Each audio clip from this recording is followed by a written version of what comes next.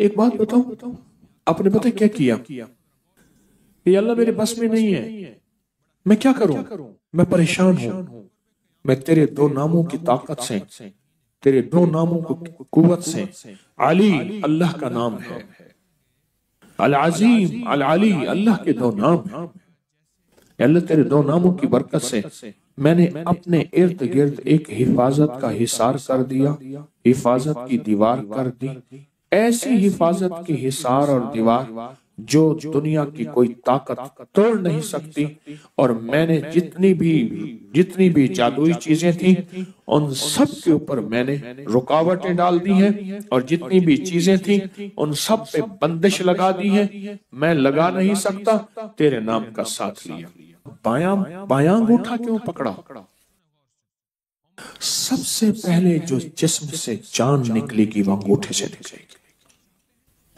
انسانی زندگی میں جو جان نکلے گی نا وہ انگوٹھے سے نکلے گی، اور بائیں انگوٹھے اور انگوٹھوں کا ہماری زندگی کے ساتھ، ہماری جانوں کے ساتھ، ہماری راحت کے ساتھ بہت بڑا تعلق ہے۔ جیسے میں نے اس وقت بھی کہا، شہادت کی انگلی اور انگوٹھا، یہ دو چیزیں ایسی ہیں جن کی اگر میں باتیں بیان کرنا شروع کر دوں عقل انسانی دنگ رہ جائے۔ یہ وہ عمل ہے، یہ وہ طاقتور چیزیں ہیں، وہ عمل ہے، اور یہ وہ طاقتور چیزیں ہیں جو بظاہر سمجھ نہیں آتی۔ میں نے پھر کہا نا، اپنے بڑوں کو پڑھنا چھوڑ دیا، اپنے اکابر کی کتابیں پڑھنی چھوڑ دی، اپنے حضرات کو دیکھنا چھوڑ دیا۔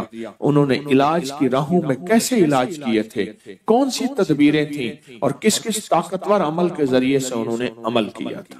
وہ طاقتور چیز ہے جو 7 نسلوں کو کھلاتی بھی ہے، پلاتی بھی ہے، سکون کی نیند سلاتی بھی ہے، اچھا لباس پہناتی بھی ہے، عزتوں کے تاج سر پہ رکھواتی بھی ہے۔ نوری لقمہ اپنی زندگی کی ضرورت بنا لے، پھر کیا ہوگا؟ سورۃ فاتحہ کی آیات 7 ہیں۔ اللہ 7 آسمان اور 7 زمین کی جتنی بھی برکات ہیں، برکات من السماوات والارض، اللہ 7 آسمان اور 7 زمین کی ساری برکات اس کو عطا کر دے گا، اور لوگوں کو پتہ ہی نہیں ہوگا کہ یہ بندہ کتنا مالدار ہے، روحانیت کی طاقت اور روحانیت میں کتنا آگے ہے، کوئی پہچان بھی نہیں سکے گا کہ روحانیت میں یہ بندہ کتنا آگے ہے اور کتنا آگے سے آگے بڑھ گیا ہے، کسی کو علم بھی نہیں ہوگا۔ نوری لقمہ اپنی زندگی کی مجبوری بنا لے، اور نوری لقمہ اپنی زندگی کی ضرورت بنا لے، پھر دیکھیں کمالات۔ کیوں؟ فرمایا جو سارے قرآن میں ہے، جو سارے قرآن میں ہے، جو سارے قرآن میں ہے، آنکھیں کھل جائیں۔ یہ سورۃ فاتحہ نماز کھانے کے دوران پڑھنے والا یہ اہل نظر میں ہے، اس کی نظر وسیع ہو جاتی ہے۔ یہ اہل کشف ہوتے ہیں، ان کی دل کی آنکھیں کھل جاتی ہیں، یہ فرشتوں کو دیکھتے ہیں، یہ انسانوں کے دلوں میں جھانک لیتے ہیں، یہ کائنات کے راز پڑھ لیتے ہیں، کائنات کے راز پڑھ لیتے ہیں۔ کہ اللہ پاک ان کے سامنے جنات آنکھوں سے دکھاتا ہے، حتیٰ کہ یہاں تک کہ اللہ قبر کے راز بھی ان کے اوپر کھول دیتا ہے۔ نوری لقمے کا اثر یہ ہے، دل کی آنکھیں کھل جاتی ہیں، دل کی آنکھیں کھل جاتی ہیں، دل کی آنکھیں کھل جاتی ہیں۔ یہ نور لقمے کی تاثیر ہے۔ چہرے کی آنکھیں تو سب کے پاس ہیں، دل کی آنکھیں سب کے پاس نہیں، دل کی آنکھیں سب کے پاس نہیں، چہرے کی آنکھیں سب کے پاس ہیں، دل کی آنکھیں سب کے پاس نہیں۔ نوری لقمے کی یہ تاثیر ہے کہ دل کی آنکھیں کھل جاتی ہیں، اور دل کی دنیا آباد، اور دل کی دنیا شاد، اور دل کا وہ بندہ بامراد بن جاتا ہے جو نوری لقمے اپنی زندگی میں شامل کرتا ہے۔ اور نوری لقمے سورۃ فاتحہ، اور کتنی بار؟ اچھا، یہ سورۃ فاتحہ بیماریوں کا علاج۔ صحابہ کرام فرماتے ہم جا رہے تھے، کوئی ایک سردار تھا، اس کو بچھو نے کاٹ لیا اور اس کو چیخ رہا تھا بیچارہ۔ فرمایا سانپ کا کاٹا سوئے، بچھو کا کاٹا روئے۔ میرے پاس ایک سانپ کا کاٹا آیا تھا، غنودگی میں تھا، وہ بہت غنودگی میں سے سوتا تھا، اور میں نے کہا اس کو سونے نہ دے، خیال نہ کیا انہوں نے، ادھر سے ہٹا تو بندہ ختم ہو گیا، سانپ کا کاٹا۔ ہمارے ایک والد صاحب رحمۃ اللہ علیہ کے تھے ملک عبد الرحمن ڈوڈی، تو لائے تھے، تو کہنے لگے اس بچھو کے کانٹے کا علاج، صحابہ کرام نے 7 بار سورۃ فاتحہ پڑھ کے اس پہ دم کر اور وہ ٹھیک ہو گیا۔ اور میں جب سورۃ فاتحہ عرشوں سے زمین پہ آئی، نازل ہوئی، ایک گونج اٹھی، ایک آواز آئی، اور میں اللہ سے آج وہ چیز زمانے پہ زمین پہ نازل کی ہے جو اس سے پہلے کبھی آئی نہیں تھی اور جو اس کے بعد کبھی آئے گی نہیں، اس سے پہلے کبھی آئی نہیں تھی، اس کے بعد کبھی آئے گی۔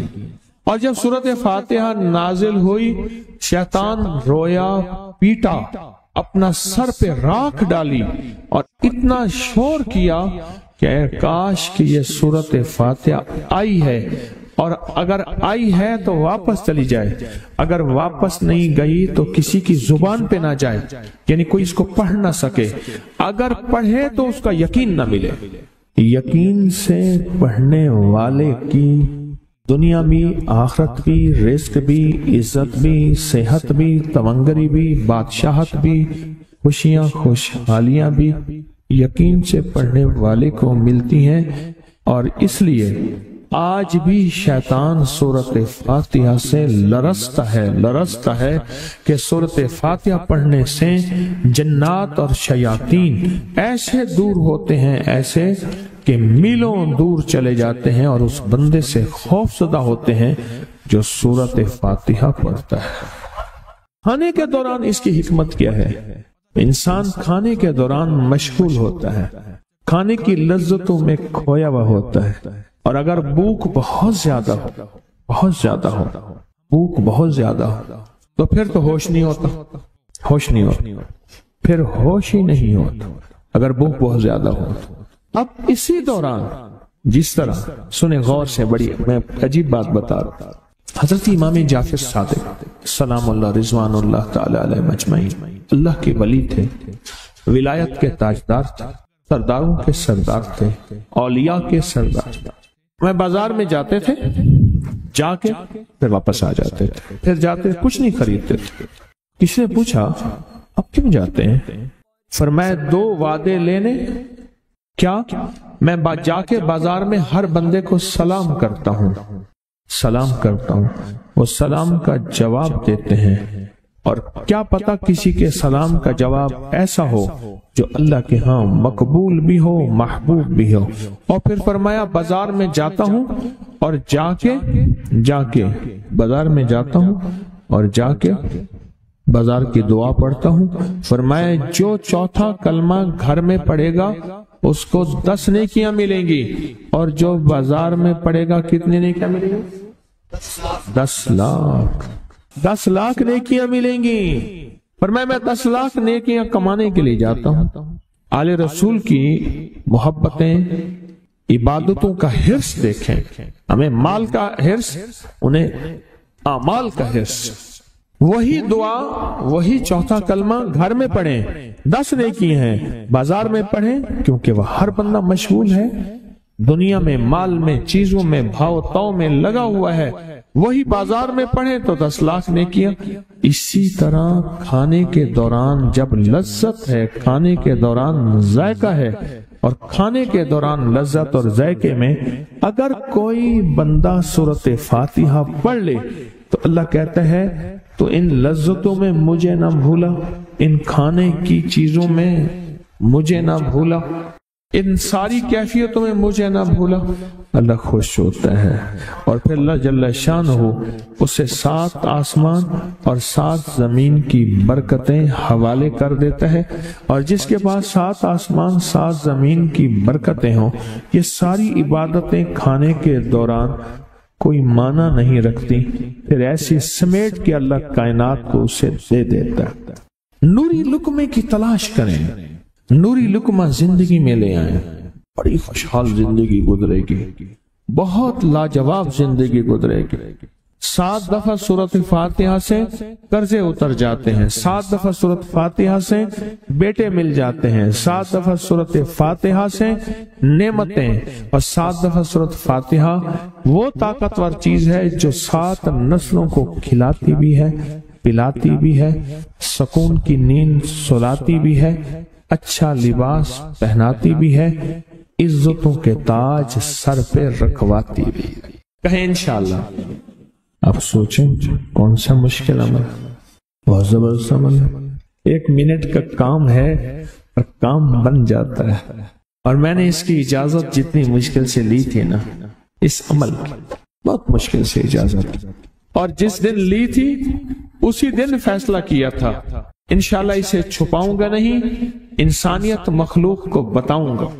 और ये 7 दफा सूरत फातिहा, जो दिल का मरीज हो मुझ जैसा उसका भी इलाज है, जिस्मानी हो या रूहानी। मैंने पिछली दफा कहा ना कि मैं दिल का सख्त मरीज हूं और आज भी हूं, दुआ करो मौत तक न रहूं।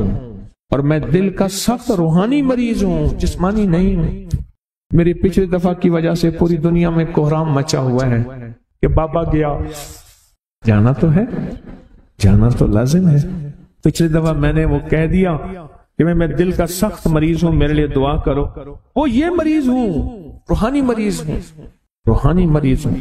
तो ये बीमारी जो दिल की बीमारी है ना, उसका भी इलाज है, रूहानी है या जिस्मानी। जैसे मैं दिल की रूहानी बीमारियों के बारे में मैंने आपको कहा, मैं सख्त मरीज हूं दिल का, अल्लाह करे इसका मर्ज का इलाज हो जाए। तो खाना खाते हुए मेरे दिल के लिए भी आप दुआ करेंगे कि अल्लाह भी मेरे दिल को ठीक कर दे, अल्लाह भी ठीक कर दे। आप मुझे बुजुर्ग समझते रहे और अंदर से काम खोखला हो। ये दिल की रूहानी बीमारियों का भी इलाज है और ये जिस्म की और दिल की जिस्मानी बीमारियों का भी इलाज है।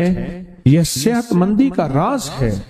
सूरत फातिहा है बाबा, सूरत फातिहा, सूरत फातिहा। जो बंदा सूरत फातिहा पढ़ता है, एक बार अल्लाह जल्ल शानहू इन 7 आयात की तासीर और ताकत उसे अता फरमाते हैं। और 7 समंदरों में जो ग़िज़ा, रिज़्क़, ताकत और कुव्वत अल्लाह ने रखी है, उसका हिस्सा इस बंदे को देते हैं जो सिर्फ एक बार सूरत फातिहा पढ़ता है।